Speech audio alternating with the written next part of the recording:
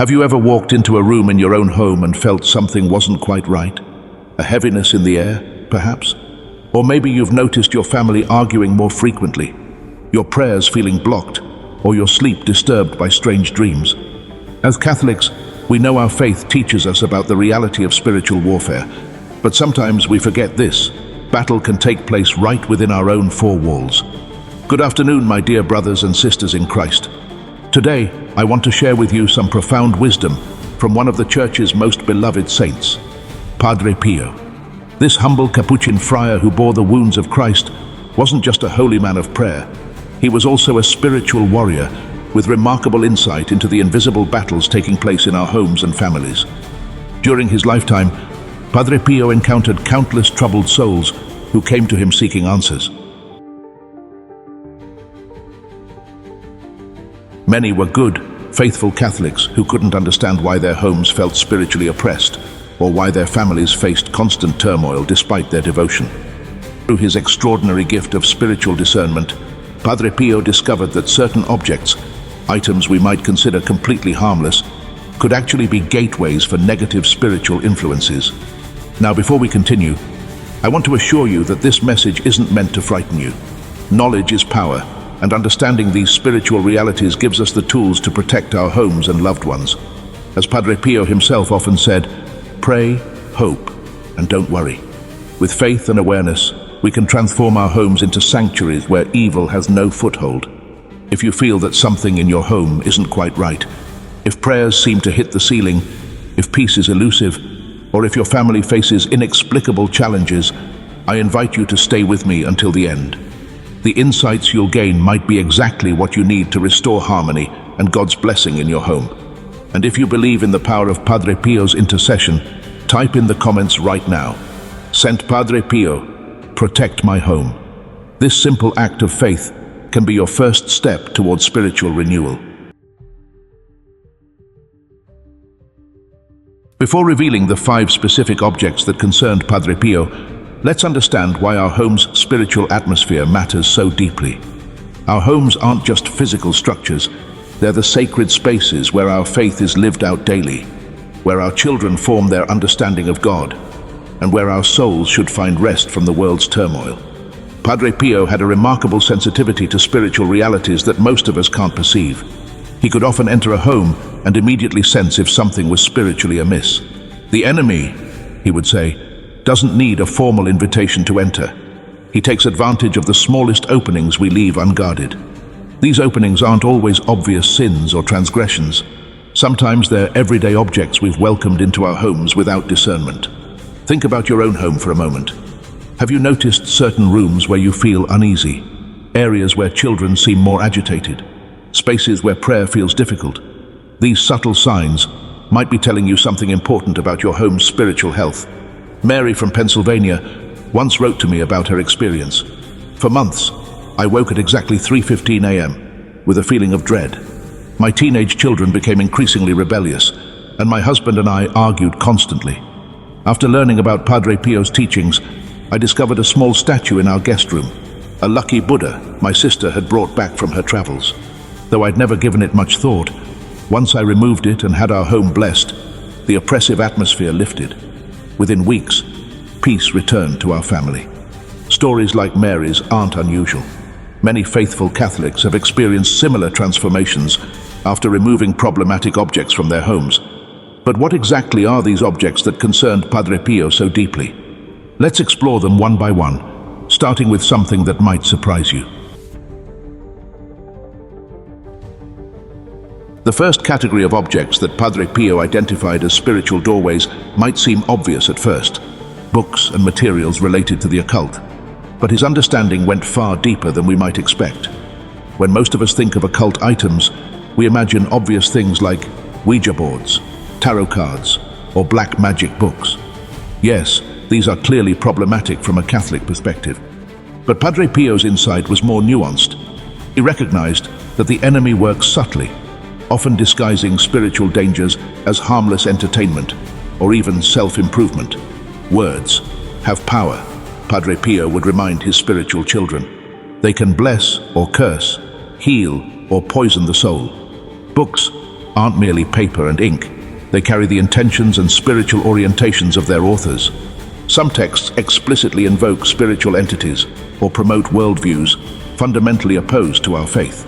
In today's homes, these materials might include those daily horoscope calendars we receive as Christmas gifts, the seemingly innocent crystal healing guide on your bookshelf, the dream interpretation book your friend recommended, that best-selling self-help book based on channeling spirit guides, the fantasy novels your teenagers read that normalize witchcraft and occult practices. What makes these materials particularly dangerous is how easily they enter Catholic homes under the guise of curiosity, cultural interest, or well-intentioned gifts. We might keep a book on astrology just for fun, or have a dream dictionary just in case, not realizing that even passive possession of these items can affect our home's spiritual atmosphere. Joseph, a devout Catholic grandfather of 4, shared his experience. My grandchildren started having terrible nightmares whenever they stayed overnight. I couldn't understand it until my pastor visited and noticed a collection of books in my study. Among them was an old dream interpretation guide and several books on Eastern mysticism I'd kept from my college days. I hadn't opened them in decades, but they were still influencing my home's spiritual environment. After removing them, my grandchildren slept peacefully again. How can you discern if a book or material might be problematic? Padre Pio taught that God gives us an internal compass, a spiritual sensitivity that alerts us when something contradicts His will. Pay attention to how you feel when reading certain materials. Do you experience unusual distraction, heaviness, or difficulty praying afterward? These might be warning signs. If you identify problematic books or materials in your home, Padre Pio's advice was clear. They should be completely removed, not merely hidden away. They shouldn't be sold or given to others, which would simply transfer the problem. Instead, they should be permanently disposed of, preferably by burning them while praying for protection. After removing these items, cleanse the space where they were kept with holy water and prayer. A simple prayer, asking Saint Michael the Archangel for protection, can help close any spiritual doors these materials may have opened.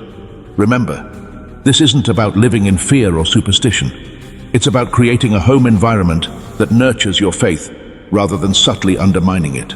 As Padre Pio wisely cautioned, don't play with fire, because even if you believe you can control it, a simple spark can destroy everything you love.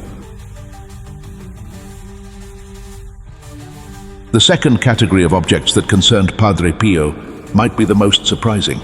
Certain images, statues, and decorative items that many of us display in our homes without a second thought. The eyes, Padre Pio would say, are the windows of the soul. What we look at regularly shapes our interior life. The images and objects that surround us have a silent but persistent influence on our spiritual well-being. Day after day, they imprint themselves on our subconscious, affecting our moods, thoughts, and even our receptivity to God's grace. But what kinds of decorative items could possibly pose spiritual concerns? Padre Pio identified several categories worth careful consideration. First are representations of non-Christian deities or religious symbols. Many homes feature Buddha statues, Hindu figures like Ganesh or Shiva, or Egyptian, Greek, or Norse mythological representations. While marketed as mere decorative pieces, these are actually religious symbols with specific spiritual meanings that conflict with our Catholic faith. Elizabeth, a 72-year-old widow, shared her story. After my husband passed, I couldn't sleep in our bedroom anymore. I would wake up feeling like someone was watching me. My daughter suggested it might be the beautiful Asian-inspired decor we'd collected during our travels. Among them was a stunning statue I'd always admired for its artistic value. When I learned it represented a Hindu goddess associated with death, I was shocked. After removing it and having my priest bless the room, I finally found peace again. Also concerning are decorative items featuring occult symbols that have become popularized in modern decor. The Eye of Horus, certain mandalas, the yin-yang symbol, or the Hamsa hand. These symbols, though trendy, have specific spiritual meanings in non-Christian traditions. Tribal masks and ritual objects represent another category. Many bring these items home as souvenirs from travels, appreciating their cultural or artistic value. However, if these objects were used in ritual contexts, they may retain spiritual connections to those practices. Perhaps most surprising are artistic works that, while not explicitly religious or occult, convey disturbing imagery or were created with troubling intentions. Some modern abstract art, for instance, was deliberately created during altered states of consciousness or with the intention of channeling entities. Even renowned artists throughout history have sometimes created works while invoking spiritual forces or in states of deep spiritual disturbance. Thomas, a retired Catholic school principal, told me, "Our family experienced terrible nightmares and unusual accidents after hanging an abstract painting in our dining room. We'd purchased it from a local artist at a charity auction and thought nothing of it. Later, we learned the artist created his works during what he called spiritual channeling sessions. Within days of removing the painting, our home felt peaceful again." How can you discern which decorative items might be spiritually problematic? Padre Pio suggested asking yourself, does this image or object bring me closer to God or pull me away from Him? Does it promote peace or unease? Does it elevate my thoughts or disturb them? The practical solution is straightforward. Carefully review the artwork and decorative objects in your home. If any raise concerns, it's better to remove them, replacing them with sacred images that bring blessing and protection. A crucifix, icons of the saints, or images of the Sacred Heart of Jesus and the Immaculate Heart of Mary. As with books and other problematic items, Padre Pio advised not transferring these objects to others. Instead, dispose of them respectfully but definitively, and cleanse the space where they were displayed with prayer and holy water. A home where Christ visibly presides, Padre Pio would say, is a spiritually protected home. This doesn't mean covering every wall with religious images, but ensuring that what surrounds us visually nourishes our faith rather than subtly undermining it. The third category of potential spiritual doorways identified by Padre Pio is particularly relevant in our digital age: entertainment with negative spiritual content. While this warning applied primarily to books and occasional movies in Padre Pio's time, today it encompasses a vast ocean of media flowing constantly into our homes through televisions, computers, smartphones, and gaming systems. What enters through the senses shapes the soul, Padre Pio observed. This profound spiritual truth is even more relevant today than in his time. Each song we hear, show we watch, or game we play deposits seeds in our interior life that eventually bear fruit, for good or ill. Margaret, an 81-year-old great-grandmother, shared her experience.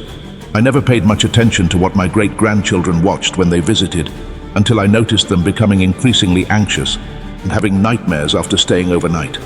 When I observed what they were watching, supposedly children's shows featuring witchcraft, communicating with the dead, and dark magic presented as adventure, I was horrified. After eliminating these programs and replacing them with wholesome alternatives, the children's peaceful sleep returned." What kinds of entertainment might Padre Pio caution against today?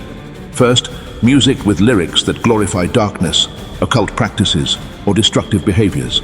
Some musical artists openly acknowledge seeking inspiration from dark sources or performing rituals before concerts. Their music, however catchy or artistically accomplished, can transmit negative spiritual influences, especially when played regularly in our homes.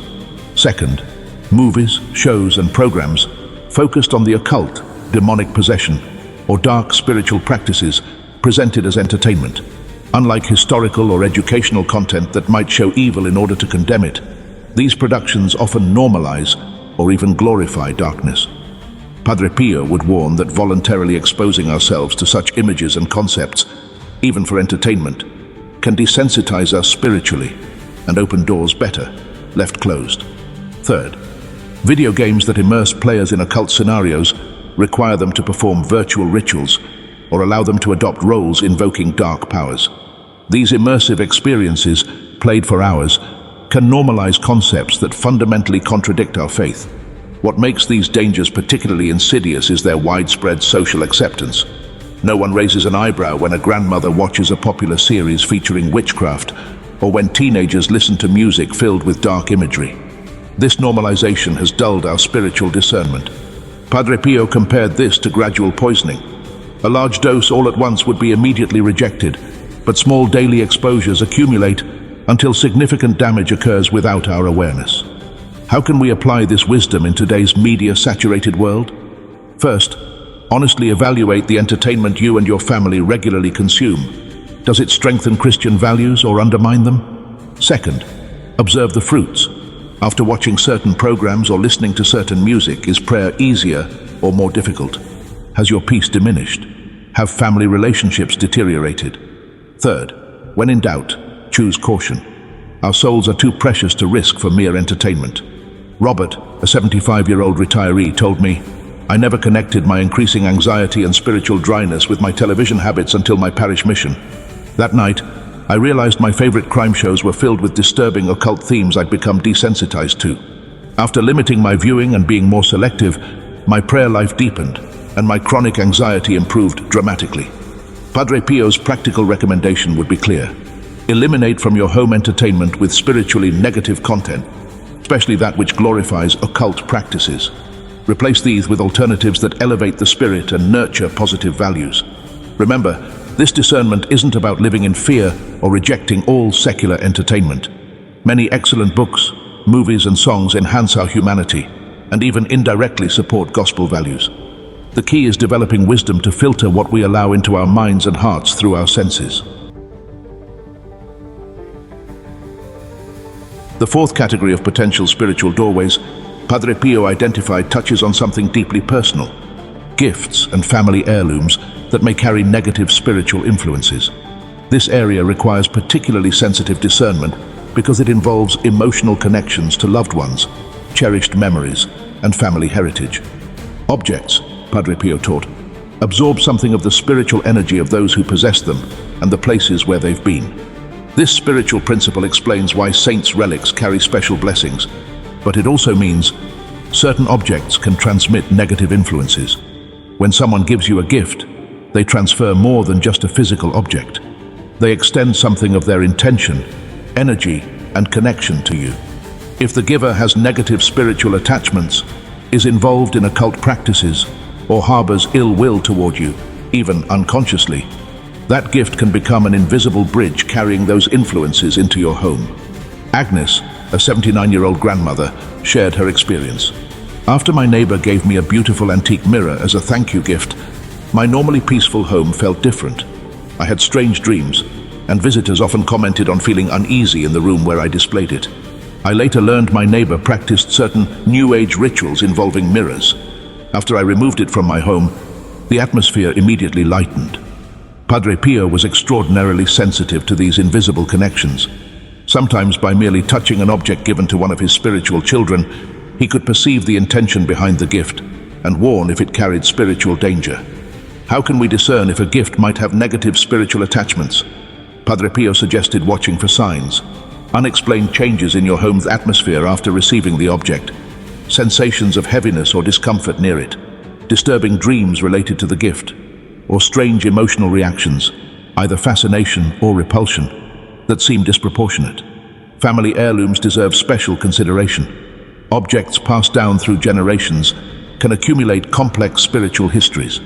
If ancestors were involved in Freemasonry, spiritualism, fortune-telling, or other occult practices, objects they owned might retain connections to those activities, even ordinary items like jewelry, furniture, or decorative pieces. Frank, an 85-year-old retired doctor, told me, "For years my family experienced unusual health problems that doctors couldn't explain. After learning about Padre Pio's teachings, I remembered the antique desk I'd inherited from my grandfather, who I later discovered had been deeply involved in seances. After removing the desk from our home, our mysterious health issues gradually resolved. Some recurrent family difficulties, persistent health problems, patterns of addiction, troubled relationships, or financial struggles that seem to repeat through generations might be connected to these inherited objects functioning as anchors for negative patterns. The practical approach to gifts and heirlooms requires loving discernment. It's not about rejecting every gift or discarding your family heritage, but being attentive to the signs that a particular object might be exerting negative influence. If you suspect a gift or heirloom is causing problems, Padre Pio suggested these steps. First, pray for discernment, asking God to show you clearly if the object is a source of spiritual difficulty. Second, observe your reactions to the object and any changes in your life since it entered your home. Third, if your concerns are confirmed, remove the object. With gifts from people still in your life, This can be done discreetly to avoid hurt feelings. For valuable family heirlooms you don't want to destroy, consider storing them outside your home or donating them to an appropriate institution. Finally, cleanse the space where the object was kept and pray for liberation from any negative influences. Padre Pio emphasized the importance of forgiveness in this process, especially with family heirlooms. When removing objects with negative spiritual connections, forgive those who, knowingly or unknowingly, introduced these influences into your family. Forgiveness breaks spiritual bonds and completes the liberation process. For new gifts, Padre Pio suggested a simple preventive practice. Bless everything that enters your home. A brief prayer for God's protection over the new item, perhaps with holy water when available, can neutralize potential negative influences before they take root. This discernment shouldn't lead to paranoia about every gift or keepsake, but to greater awareness of the spiritual dimension of our material possessions. As Padre Pio wisely noted, it is not the object itself we should fear, but the intentions and energies that have attached to it over time. The fifth and final category of objects that Padre Pio identified as potential spiritual doorways may be the most surprising and yet the most common: items related to personal vices and addictions. Sin, Padre Pio taught, is not merely a moral failure, it's also a spiritual vulnerability. This profound insight helps us understand why certain objects linked to addictive behaviors can become entry points for negative influences. When discussing objects related to vices, obvious examples include illicit drugs and related paraphernalia or pornographic material. Padre Pio strongly cautioned against keeping these items in the home, even if stored away or hidden. Their very presence, he taught, acts as a magnet for negative influences. However, Padre Pio's spiritual insight extended far beyond these obvious cases. With his extraordinary sensitivity, he cautioned about objects most of us would consider harmless, but which can be connected to dependencies that weaken our will and create spiritual vulnerabilities. Harold, a 77-year-old retired teacher, shared his experience. I kept my father's poker set displayed prominently in my study, a beautiful wooden case with cards, chips, and dice. What no one knew was that my father had nearly destroyed our family through gambling addiction. Though I never gambled myself, I began noticing financial problems that defied explanation and a strange restlessness in our home. After learning about Padre Pio's teachings, I removed the poker set. Within months, our financial situation stabilized, and our home felt peaceful again. In this category, Padre Pio would include items related to alcohol dependence, not the occasional responsible enjoyment of wine with dinner, but objects that have become symbols of an unhealthy relationship with alcohol. That special liquor bottle kept for reasons you can't quite explain, the elaborate bar setup that occupies a central place in your home like a shrine to temporary escape. Also included are objects related to gambling, Lucky Charms, saved lottery tickets, or mementos from casinos. These seemingly innocent keepsakes can maintain energetic connections to experiences of greed, desperation, or false hope. In today's world, Padre Pio would likely point to certain electronic devices when they become instruments of addiction: the smartphone that demands constant attention, the gaming system that consumes countless hours, or the television that has replaced genuine family communication. What transforms these objects into spiritual vulnerabilities? Padre Pio explained that addictive behaviors create patterns of weakened willpower that affect not just our relationship with specific substances or activities, but our spiritual resistance generally. Each surrender to vice creates a space where our freedom diminishes and our spiritual protection weakens. Objects associated with these behaviors become physical anchors, maintaining these patterns of vulnerability. The concerning aspect is that, unlike obviously occult objects, these items often remain in plain sight, normalized or even celebrated in our homes. No one thinks twice about a wine bottle collection prominently displayed, even if it represents a daily struggle for its owner. Martha, an 83-year-old widow, told me, "After my husband passed away, I kept his favorite whiskey bottle displayed on our mantel as a memorial. Though he had struggled with alcoholism throughout our marriage, the bottle seemed like a connection to him. But our home felt heavy, and I had disturbing dreams about him appearing troubled. When I finally removed the bottle, I felt his presence peacefully instead, as if he too had been liberated." The path to freedom begins with honesty. Padre Pio would invite us to ask difficult but necessary questions. Is there anything in my home linked to behaviors I know aren't spiritually beneficial? Do I keep items that remind me of or tempt me toward habits that weaken my connection with God? Is there any possession to which I'm disproportionately attached, almost like an addiction? Liberation requires 3 fundamental steps. First, honest recognition of the problem.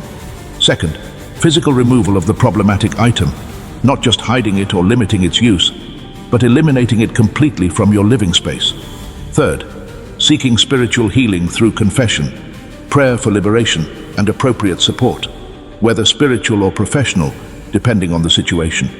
Importantly, Padre Pio emphasized that the void must be filled. It's not enough to remove negative objects. We must replace them with elements that strengthen spiritual life. A crucifix, where there was once a liquor bottle, a prayer book instead of the constantly checked smartphone, a family altar in place of the ever-present television. The wonderful news Padre Pio always shared is that these doors, once identified, can be permanently closed. Freedom from dependencies, accompanied by removing objects connected to them, can bring profound spiritual renewal to your home. Unlike occult objects that can affect anyone regardless of personal history, these items related to vices have power proportional to our individual vulnerabilities. What represents a spiritual danger for one person might be neutral for another, depending on their personal struggles. This understanding invites compassion toward those battling addictions. As Padre Pio taught, let us not judge those who are chained, but offer our hand to help them free themselves.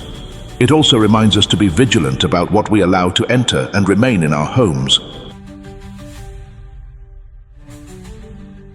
Now that we've explored the 5 categories of objects that concerned Padre Pio, let's focus on practical steps to protect and purify your home. Knowledge without action, as Padre Pio would say, is like having a treasure map without beginning the journey. Spiritual protection isn't merely defensive, but actively creates an atmosphere where divine blessings can flourish. After identifying and removing problematic objects, establishing positive spiritual practices transforms your home into a sanctuary of peace. Start with a thorough spiritual cleansing. Padre Pio recommended this at least twice yearly, and always after removing spiritually problematic items. Begin at your home's main entrance with a prayer of intention, claiming your spiritual authority. In the name of Jesus Christ, I claim this home as sacred territory protected by His precious blood. Any spirit not from God must leave now. Then walk systematically through each room carrying holy water available from your parish. Sprinkle the corners, doorways, windows, and especially places where problematic objects were kept, making the sign of the cross and praying, "By this holy water and by your precious blood, deliver us, Lord, from all evil." In each room, pray the Our Father, emphasizing "deliver us from evil." William, a 76-year-old grandfather, shared, "After removing several problematic items from our home and performing this blessing ritual, my wife and I felt a tangible difference, like a heaviness we hadn't even recognized had been lifted. Our grandchildren commented that our home felt sunny inside, even on rainy days." Padre Pio particularly recommended the enthronement of the Sacred Heart, placing an image of the Sacred Heart of Jesus in a prominent location and consecrating your home through a special prayer any priest can provide. This formal recognition of Christ's lordship over your household creates powerful spiritual protection. Catholic sacramentals are essential tools of protection.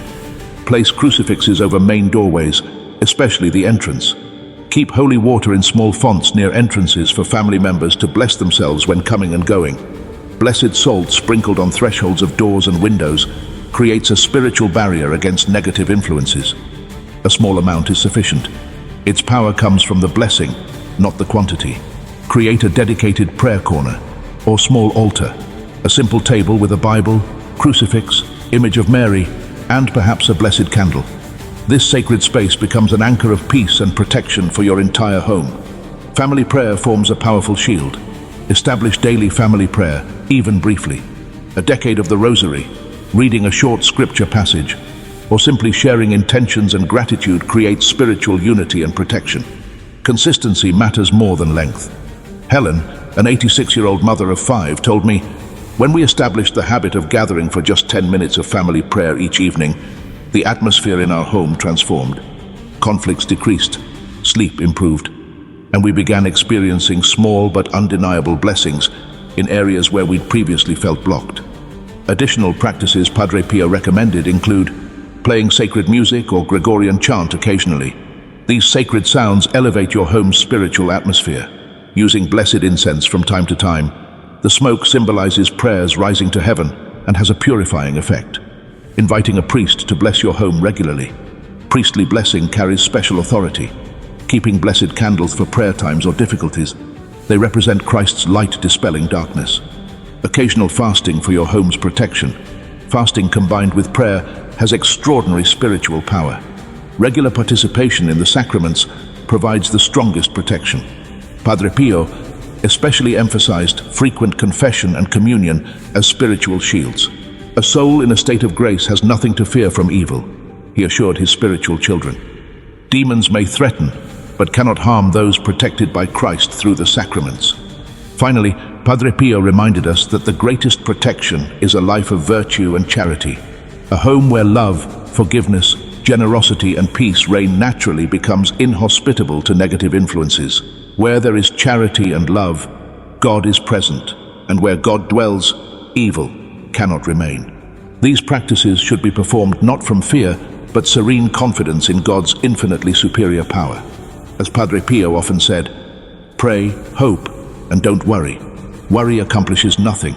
God is merciful and will hear your prayer. Thank you, friends. Our spiritual exploration of Padre Pio's insights regarding items that could let bad forces into our homes has come to an end. This information is intended to build your faith and your family's spiritual defenses, not to incite fear. For a little period, picture your house totally free of harmful influences. Imagine the deep calm that pervades every space, the unity that exists within the family, and the unobstructed ascent of prayers to heaven. Imagine blessings pouring into every area of your life and peaceful, interruption-free slumber. This is the reality God wants for you and your family, not an impossible dream. It is the hallowed place that Padre Pio taught us to establish via loving discernment, persistent prayer, and spiritual awareness. Recall that those under Christ's protection are truly powerless against evil. According to Padre Pio, the devil may roar, but he cannot devour. He may threaten, but he cannot overcome those faithful to God. Negative influences only have the ability to affect us when we unwittingly give them permission to do so. Today is a decision-making day. You find yourself at a crossroads after discovering these truths, which were disclosed by a saint who had first-hand experience with spiritual combat. You have two options. Either carry on as you were, maybe ignoring indications of bad influences in your house, or act with confidence and resolve to turn your living area into a haven of blessings and tranquility. Making a spiritual inventory of your house is the first step in exercising honest discernment.